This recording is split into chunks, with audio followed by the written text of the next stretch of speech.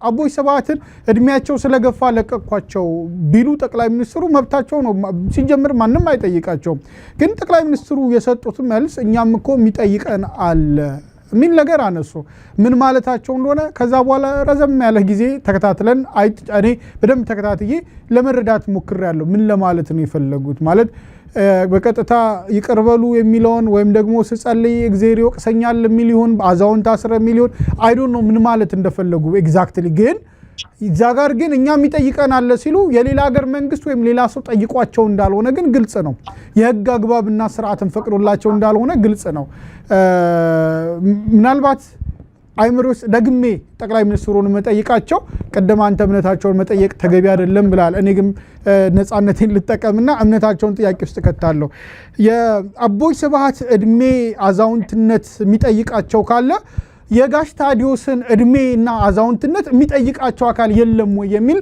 ነገር ማለት እንትኑ ሚዛኑ ሰባራ ስለሚሆንብኝ ነው ኦፍ ኮርስ ክሌም አድርጓል የዚህ እምነት ተከታይ ነኝ ብለዋል ግን የዛ እምነት ውስጥ መከተል ግን እንደዚህ ያለ ሰባራ ሚዛን ይዘህ እንድትሄድ ይፈቅድልሃል ወይ የሚል ደግሞ ጥያቄ ያነሳለውና አቦይ ስብሃትን በፊዚካል በሆነ በመንግስት አስተዳደር ውስጥ ገብተው ብዙ ጥፋት አጥፍተዋል ብለው ሲወቀሱ የኖሩ ሰው ናቸው ምናልባት እድሜያቸው ከገፋ በኋላ እሳቸውን ማሰርም አለማሰርም በኢትዮጵያ ፖለቲካ ውስጥ ሲምቦሊካል ካልሆነ በስተቀር ፕራክቲካል የሚያመጣው ለውጥ ላይኖር ይችል ይሆናል ጋሽ ታዲዮስ የመንግስት ስልጣን ያልነበራቸው የታሪክ ጸሐፊና ጋዜጠኛ የነበሩ ሰው ናቸው ያመኑበትን ሐሳብ ነው የተናገሩት ካስጠየቀም ደግሞ ይሄን ያህል ዓመት በጥፋቶ ተፈርዶበታል ብሎ ልትቀጣቸው ትችል ይሆናል አስፈላጊ ከሆነና እንደው በህግ ሂደቱ አሳማኝ ከሆነ ማለት ነው ግን ለአቦይ ስብሃት የሚጠይቀኝ አካል አለ ያሉት ጠቅላይ ሚኒስትር ለጋሽ ታዲዮስ የሚጠይቃቸው የለም ወይ የሚል ነገር አይምሮ ውስጥ ይፈጠራል ሌላኛው ፕራክቲካሉ ነገር ስንመለከት እምነቱን ይዘውት ይመጣሉ ከእንደገና ከእምነቱ ውስጥ ያሉ ሰዎች ደግሞ ወጥተው አደባባይ ይናገራሉ ምናልባት ብዙ ሰው ካላወቃቸው ደግሜ ላስተዋወቅ አሁን ጋሽ በቀለ ወልደ ኪዳን በሆነ ኢንተርቪው ሚዲያ ላይ አደባባይ ላይ ወጥተው ቤተ መንግስት እየሄደን ላለፉት 8 ዓመታት እንጸልያለን ጠቅላይ ሚኒስትሩ እግራችንን ያጥባሉ ብለው ማንም ሰው መሳሪያ አልደቀነባቸው ራሳቸው ናቸው የተናገሩት አሁን ጠቅላይ ሚኒስትሩ ወንጌል አማኝ መሆናቸው አይደለም ችግሩ ቤተ መንግስት ግን የገቡት የወንጌል አማኝ ቄስ ወይም ደግሞ ፓስተር ሆነው አይደለም የኢትዮጵያ መንግስት ጠቅላይ ሚኒስትር ሆነው ነው የገቡት ስለዚህ በዛ ቢሮ ውስጥ የሚሰሩት በሙሉ ከመንግስት ጋር የተገናኘ ነው መሆን ያለበት ያ ነው ፕሪንሲፕሉ የሚያነሳው ሴኩላሪዝም ስንል እኮ ጠቅላይ ሚኒስትሩ ከፈለጉ የሚከተሉት ቤተክርስቲያን ውስጥ ሄደው አይደለም የመሪዎችን የመላው ህዝቡን ምእመኑን እግር ማጠብ ይችላሉ ያ መብታቸው ነው የግል እምነታቸው ነው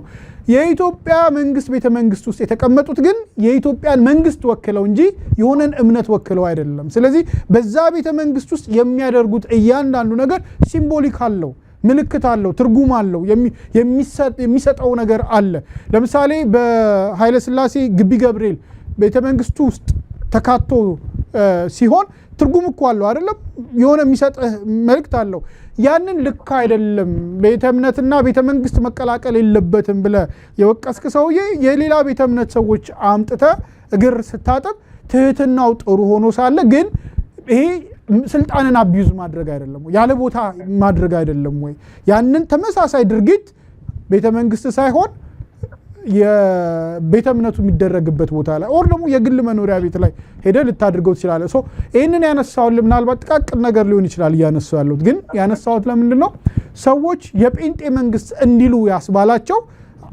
የተወሰኑትን አንሳል ተርሚኖሎጂዎቹ ምናምን እንዳሉት ሆኖ ድርጊቶቹስ የእምነቱ ተከታዮች ወጥተው የሚናገሩት ነገር በጦርነት ወቅት ላይ ወጥተው ትንቢት ይሳካላል ይከናወንልሃል የሚሉት ነገር አደባባይ ላይ ወጥተው ለምሳሌ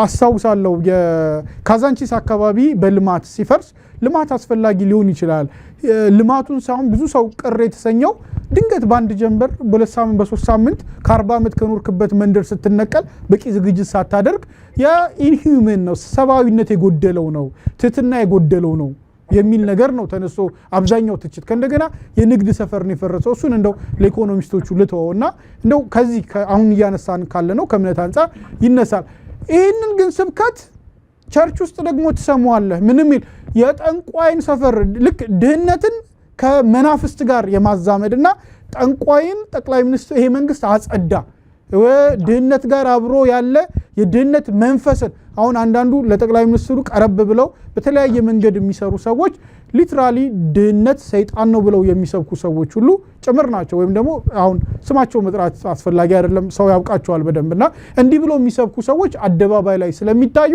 ድህነት ሰይጣን ነው ሲባል ቸርች ውስጥ ሰምተህ በአደባባይ መንግስት ወጥቶ እነኛን የድሃ ቤቶች ሲያፈርሳቸው ሰው ሪሌሽን ይፈጥራል አይደለም፣ ኮሪሌት ያደርገዋልና ኦኬ ይሄ ቸርች የተሰበከው ስብከት ማጭድ ይዞ መዶሻ ይዞ መጥቶ ቤቴን እያፈረሰብኝ ነው፣ ስለዚህ ይሄ የነከሊ መንግስት ነው የሚል ፍረጃ ያመጣል። እንደነጋሽ በቄ ደግሞ አደባባይ ላይ ወጥቶ አዎ የኛ መንግስት ነው አይነት የሚመስል ቃለ መጠይቆችን ስትሰማ ደግሞ ያንን ነገር እያጸና ይመጣልና ከዛ አንፃር ስለሚነሳ በትክክል ይሄ ሪፕሬዘንቴሽን ተገቢ ነው? መንግስት አካሄዱ ትክክል ነው? ዮኒ ምንድነው ያንተ እይታ? ምላሾቻችን ብዙ ሰው ላያረካ እንደሚችል ገምታለሁ። እኔ የልቤንም ሀዘን ቁጭትም እና ተስፋ ምኞትም ሁሉ ነው ልናገር የምወደው ማለት ነው። ከአንድ ወዳጄ ጋር እናወራ ነበር። የዚህ ቤት ችግር ሁለት ነገር ነው እንላለን። አንድም ሲኒየር ያለመኖር ብለን እንነጋገራለን። ብዙ ሲኒየር ሰዎች የሉም። ኦፍኮርስ ብዙ ሳይሆን ብዙ ሲኒየር ሰዎች የሉም። ስለዚህ ሲኒየር ደግሞ ብዙ ነገር ነው። የእድሜ ቆይታ ብቻ ሳይሆን ኤክስፒሪየንስ አለ፣ ኖሌጅ አለ፣ በጣም ብዙ ነገሮች አሉና ያንን ቤት ሊያቆም የሚችል ሀገርን ደግሞ በተለይ ሊያቆም ሊመራ ሊያስተዳድር የሚችለው ከአንተ በፊት የነበሩ ሰዎች ብዙ ነገር አንተ ቦታውን ብትይዘው የሚያውቁ ብዙ ነገር ምናምን ያሉ ሰዎች አሉና ሁለት ነገሮች እናነሳ ነበር። ይሄ ቤት አንድም የሲኒየር ችግር አለበት፣ ሁለትም ደግሞ የአንድ ሃይማኖት ቤት ሆነ ብለን እንነጋገር ነበር። ይህንን ማውራው ወዳጄ የሌላ እምነት ተከታይ ነው ማለት ነው። ነገር ግን ምንድነው ለጠቅላይ ሚኒስትሩ አይነግሯቸውም። ገባ? ዝም ብሎ ነው የሚያጨበጭቡት፣ ዝም ብለው በወዳቸው ነው የሚያሙት። ዋው በጣም የዛሬው ንግግር በጣም አስደናቂ ነበር፣ ዋው አሜዚንግ ምናምን እያሉ ምንድነው ፈላስፎች ምን ይላሉ? the wind of the palace is always shows green ይባላል እና ሁልጊዜ የሚያሳየው አረንጓዴ ሁልጊዜ ለምለም ነገር እንደሆነ ነው የሚያስቡት። መሆን የለበትም፣ ምንም ጥርጥር የለውም፣ መሆን የለበትም። ግን ምንድነው ሁሉም ነገር እኮ አይወራም። ጋሽ ብቄንም ስታይ ቢሆንም እንኳን ምንም አስፈላጊ እኮ አይደለም እንደዚህ ብሎ መናገር አደባባይ ላይ ራሱ ማለት ነው ከሆነ ራሱ የሆነ ሆኖ ግን ምንድነው ብዙ የምታዝንበት ነገር እኮ አለ። መጽሐፍ ቅዱስ የምትከተል ከሆነ የሃይማኖት ደግሞ ሰው ከሆንክ የምር የሃይማኖት ሰው ነው መሆን ያለብህ። ነገር ግን አንዴ ብሔራዊ ቲያትር ንግግር ልናደርግ እንደዚህ ተጋብዘን እኔና የቲም ነበረች፣ ሌሎችም ሰዎች ነበሩ። የት ነበርሽ ንጉሴ? በጣም ቆንጆ ንግግር ተናግራለች።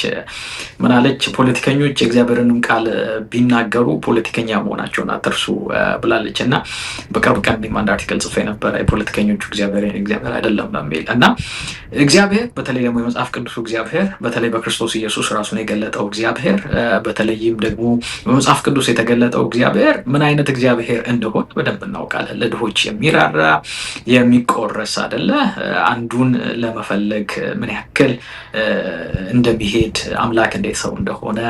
ስለዚህ ለድሆች የምታደርገው፣ ለተጨቆኑ የምታደርገው፣ ለተገፉ የምታደርገው፣ ለተጎዱ የምታደርገው ነገር ነው እኮ ሃይማኖተኛ መሆንን የሚናገረው። ለምሳሌ አጼዎቹ እንደዛ ነበሩ ብለን እንወቅሳለን፣ ወይም ሰዎች ይወቅሷቸዋል። ደርግም ሃይማኖት የለውም ብለን እንናገራለን አይደለ? ሃይማኖት የለሽ ነው ርዕዮተ ዓለሙ እንደሱ፣ ከዛም ደም በደም ያደረገው ለዛ ነው ቀይ ሽብር ገለመሌ ምናምን እንላለን። ማለት የሚጠይቀው አካል የለም፣ የሚገዛለት ነገር የለም፣ ሁሉ ነገር እዚህ ነው የሚያልቀው፣ ርዕዮተ ዓለሙ ወርልድ ቪው እንደዛ ስለነበረ ነው ምናምን ብላ ኤክስኪውዝ ልሰጥ ትችላለህ። በኢህአዴግ ጊዜም እንደሱ ብዙ ሃይማኖቱ ኦፍኮርስ ከተቀበሩበት አንጻር ስንመለከት ጠቅላይ ሚኒስትር መለስ የኦርቶዶክስ እምነት ተከታይ እንደሆኑ እናውቃለን ማለት ነው። ሌሎችም ሰዎች እንደሱ ከዛ አሁን ስትመጣ ጠቅላይ ሚኒስትር ኃይለማርያም በነበሩበት ጊዜ ታውቃለህ፣ አሁን የሚያደርጉትን ነገር ምናምን ታውቃለህ። እና ሰው ሃይማኖተኛ ደግሞ ከሆነ የእውነት ሃይማኖተኛ ደግሞ መሆን ይጠበቅብሃል። የእውነት ነው ኢየሱስን ከተከተልክ የምትከተለው ማለት ነው። የምታረጋቸውን ሁሉ የምታረገው የእውነት ነው ማድረግ ያለብህ ማለት ጊዜያዊ እንደሆነ ሁሉ ነገር ሊገባህ እና አንደርስታንድ ልታደርግ ይገባል። እና ከሞት ባሻገር ህይወት እንዳለ፣ ከዚህ ዓለም ሌላ ዓለም እንዳለ እና ለገባህና እንትን ላልክበት መንፈስ ቅዱስ ካለ የእግዚአብሔር ቃል ከሆነ መመሪያ የምትተዳደረው በዛ ከሆነ የምታደርጋቸው ነገሮች ከሌሎቹ የተለየ መሆን አለበት፣ የበለጠ መሆን አለበት፣ የተሻለ መሆን አለበት፣ የደመቀ መሆን አለበት፣ የሚቆረስ መሆን አለበት፣ ምሳሌ የሚሆን መሆን አለበት አይደለ? ከመሩ አይቀር እንደሱ ብቻ ሃይማኖተኛም ከሆኑ አይቀር እንደዚህ ነው። ብርሃናችሁ በሰው ሁሉ ፊት ያብራ ተብሎ የተጻፈው አይደለ? የሞት ሽታና የህይወት ሽታ እንድንሆን አይደለ የተጠራ ነው። ለሚድኑት እንደሱ ነው ተብሎ የተጻፈው እና ክርስቲያን መሆን የሚያስታውቀው እኮ በንግግርህ አይደለም እኮ። ንግግርህ ይገልጣል ተብሏል በእርግጥ ቅዱስ ጴጥሮስ። ነገር ግን ደግሞ በፍሬያቸው ታውቋቸዋላችሁ ነው የተባለው እና ፍሬያችን እሱን ይመስላሉ የሚሉትም ጥያቄዎች በደንብ ሊትመስ ፔፐር ይሆናል ብዬ ነው የማስበው። መጠየቅ ያለበትም ነገር ነው ብዬ ነው የማስበው። እንመስላለን ወይ ማለት ሰው አራስ ቤት ሄዶ አራስ ይሸታል። ኩበት ያለበት ቤት ገብቶ ኩበት ነው የሚሸተው። ሙሴን እንኳን 40 ቀን ተራራው ላይ ሄዶ ከሚያንጸባርቀው አምላክ ጋር ስለነበር ቁርበቱ አንጸባረቀ እና እንደሱ እና የከረምንበትን ነው የምንመስለው። እንደሱ ነን ወይ የሚሉት ነገሮች አብሮ መነሳት አለበት።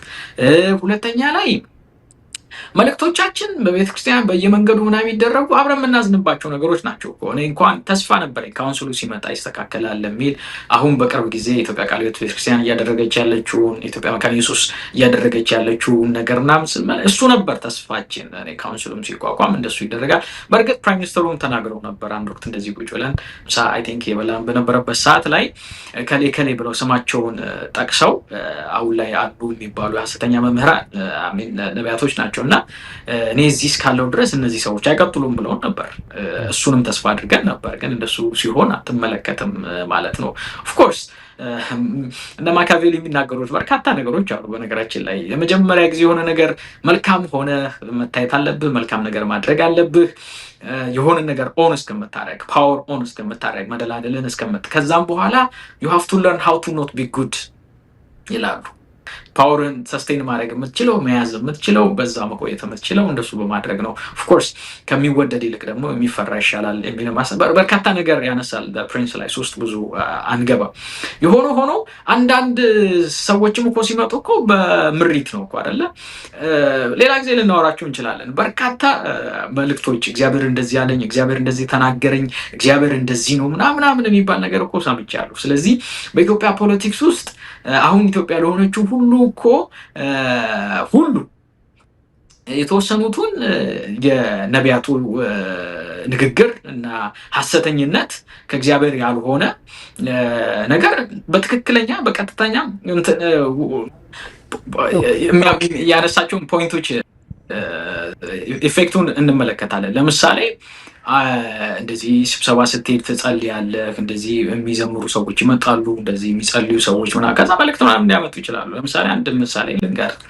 አንድ ቦታ ላይ የተጸለየ እንደዚህ መልእክት አመጣ። እንግዲህ መልእክት ማምጣት ምን ማለት እንደሆነ ራሱ እዚህ ሰርክል ውስጥ ያለን ሰዎች ነን የሚገባን አይደለ? ሌላ ሰው ብዙ ምን ማለት ነው ከፖስታ ቤት ነው ወይስ ምንድን ነው ላኪ ተላኪ መልእክቱ ምንድን ነው ምናምን ሊልን ይችላል። ቅድም ያልኩት ለዛ ነው። ባለንበት እንትን ውስጥ የሚገቡን ነገሮች አሉ፣ የምንረዳቸው ነገሮች አሉ እና ወደ አንድ ከተማ ወስድሻለሁ ይልሻል እና እዛ ከተማ ይመስለኛል ከተማ ነው እና ከተማ ስታስተዳድር ያለው ከተማ ውስጥ ቆሻሾች ምናምን ስታጸይ የማየው እንትን ነው። ምንድን ነው የሆነ ነገር ያለው የማየው እንትን ነው። መጥረጊያ ያለው እና መጥረጊያ ደግሞ ቆሻሻ ነገር ነው የሚጠርገው አይደለ? መጥረጊያ ይዘሽ ወደሆነ ከተማ ስትገቢ ከዛ እዛ ያሉትን ደግሞ ቆሻሻ ስታጸጂ ምናምን አያለው በመንፈሴ እና አይ ቲንክ በቅርብ የሆነ ነገር የሚሆን ይመስለኛል ምናምን ተብል።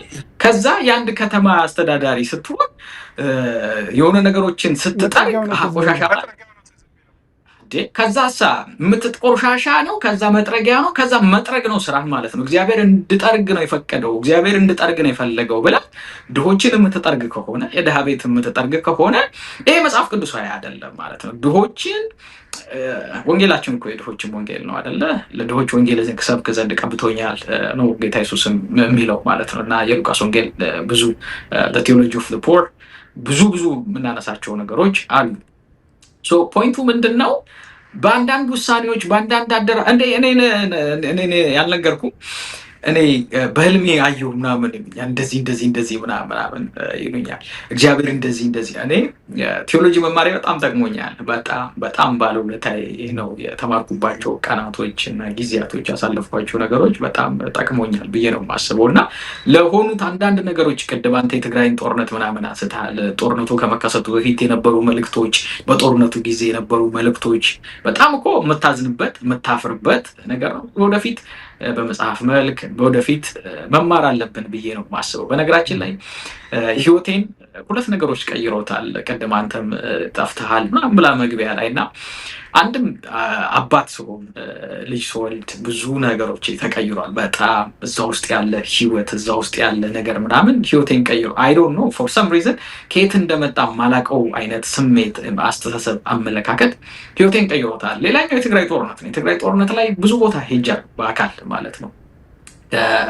ሀርቡ የወታደሮች ማሰልጠኛ ጀምሮ በአማራ ክልል እስከ መሀል ሜዳ ድረስ ሄጄ አይቻለሁ። የወዳደቁ እንስሳት አይቻለሁ። የወዳደቁ ዛፎች አይቻለሁ። የወዳደቁ ህያዋን ሰዎችን አይቻለሁ። ህንፃ ስላሴ እንደ ሀርቡ ሄጃለሁ። ሀርቡ እንደዛሬ ተለቆ በነጋታው ምናምን ነበር የሄድኩት እና አይቻለሁ። በጣም የሰው ልጅ ምን እንደሆነ አይቻለሁ። ከዛ ከተመለስኩ በኋላ ለአንድ 20 ቀን ምናምን ታምሜ እንደተኛው አስታውሳለሁ። ማይጸብሪ በደባርቅ በኩል ምናምን ሲሄድ አይቻለሁ። በቃ ስለዚህ የወደቁ ሰዎችን አይቻለሁ። ከዛም በኋላ እግራቸውን፣ አይናቸውን፣ እጃቸውን ያጡ ሰዎችን፣ ነገስታት ሲጨነቁ አይቻለሁ። ሴኪሪቲ ሲጨምሩ አይቻለሁ። 2 መኪና ያለው 3 መኪና፣ 3 ጥበቃ ያለው 4 ጥበቃ ምናምን ሲያደርጉ ሰዎች ሲጨነቁ፣ በትልልቅ ሆቴሎች ውስጥ የሚሰሩ ሼፎች እንኳን ውጡ ሲባሉ ሲወጡ አይቻለሁ እና አገር ለቃችሁ ሂዱ፣ አውሮፕላን ተዘጋጅቶላችኋል ተብለው እየለቀቁ ሲሄዱ አንዳንድ ሚኒስትሮች፣ አንዳንድ የቢሮ ኃላፊዎች ምናምን ቤተሰቦቻቸውን ልጆቻቸውን ሲያሸሹ ሲጨነቁ፣ ባለሀብቶች እንደዚህ ሀገር ጥለው ሲሄዱ ኢቨን በኢትዮጵያ ቴሌቪዥን እንደምታስታውሰው ቀይ መስመር የሚል አንድ ፕሮግራም ነበረ ማታ 12 ሰዓት እንደዚህ ላይቭ የሚተላለፍ በፋና ላይ እንደዚሁ ስለ ሀገር ኤንድ ዋልታ ላይ ኢትዮጵያ የሚሉ ፕሮግራሞች ነበሩ። እዛ ፕሮግራም ላይ እንኳን ስንጋብዛቸው መገኘት የማይፈልጉ ሚኒስትሮች እና የቢሮ ኃላፊዎች ምናምን ነበሩ። በወቅቱ ከነበረው ነገር በጣም ተጨንቀው ዜና አዲስ አበባ ላይ የነበሩትን ነገር በትግራይ ተወላጆች ላይ በዋነኝነት ሁሉ ነገር እንግዲህ ወደፊት መጻፍ መነገር አለበት። ከስህተቶቻችን ብዙዎቻችን መማርም አለብን ብዬ ነው የማስበው። ኦፍኮርስ እያንዳንዳችን የሰማነውን ያየነውን ነገር መጻፍ አለብን ማለት ነው። መጠየቅ ያለብን አንዳንዶቻችን መጠየቅ ይኖርብናለን ብዬ ነው የማስበው። እንደዛ ሲሆን ነው ሀገርም ማህበረሰብም መቅናትም የሚችለው እና እነዚህ ነገሮች ህይወቴን ቀይሮታል። ህይወት ምንድን ነው ማለት ስልጣን ምንድን ነው? ገንዘብ ምንድን ነው? መኖር ማለት ምን ማለት ነው? ለሌላው ማለት የሰው ልጅ ወድቆ ምናምን ስታይ፣ አሞራ ሲበላው ምናምን ስታይ ምንድን ነው ህይወት ማለት? ትላንትና አይታቸው ምናምን ከነጎዲያ ምናምን የሉም እነዛ ሰዎች ምናምን። ከዛ ብዙ ነገሮች ህይወቴን ቀየሩትና በዛም ነው ዝም ያልኩት ብዬ ነው የማስበው። ፖይንቱ ምንድን ነው? የሃይማኖት ነገር በደንብ መነገር አለበት። በተለይ በዚህ መንግስት ውስጥ ያለው ሚና ቀላልም ነገር አይደለም። እንደሱም ደግሞ ከውጭ ብቻ ሰዎች እንደሚተቹትም አይደለም። ዊዝንም ደግሞ የሚተቹ በርካታ ሰዎች አሉ። እንደምታውቀው አካሄዳችን ልክ አይደለም፣ ይሄ ነገር ልክ አይደለም፣ መጽሐፍ ቅዱሳዊ አይደለም፣ አስተምህሯዊ ዝንፈት አለ፣ የሞራል ብልሽነት አለ፣ የልምምድ ነገር ስህተት አለ። ስለዚህ ይሄ ትክክል አይደለም፣ ርቱ ክርስትናን አይደለም ማለት ወደ እሱ መመለስ አለብን፣ እንደዚህ መደረግ አለብን ብል የሚጽፉ ሰዎች የሚናገሩ ሰዎች ቁጥራቸው በጣም ጥቂት እንደሆነ አውቃለሁ። የሚደርስባቸውም ተጽዕኖ በጣም ከፍተኛ እንደሆነ እረዳለሁ ማለት ነው። አንዳንዶቹ አካላዊ ጥቃት ሁሉ ሲደርስባቸው፣ በፋይናንስ ጥቃት ሲደርስባቸው፣ በብዙ አይነት እንግልት መከራ፣ አንዳንዶቹም ለእስር ምናምን በተደጋጋሚ ሲዳረጉ ምናምን የምንመለከታቸው ነገሮች አሉና ችግሮቻችን ብዙ ናቸው ብዬ ነው የማስበው ፒተር።